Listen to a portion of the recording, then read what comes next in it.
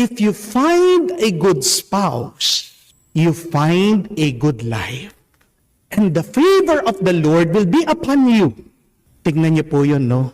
Pag nakakita ka ng mabuting asawa, magiging mabuti ang buhay mo. Hindi po magandang asawa ang hinahanap. Hindi po gwapong asawa ang hinahanap.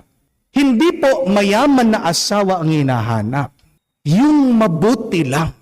Kung mabait yung asawa mo, kung mapagmahal ang asawa mo, kahit na ano pa yung itsura niyan, dahil magbabago din po ang itsura ng inyong asawa, pagtanda nyo. Amen?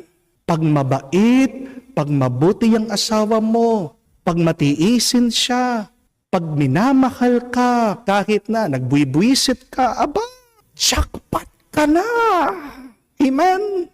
If you find a good wife or a husband that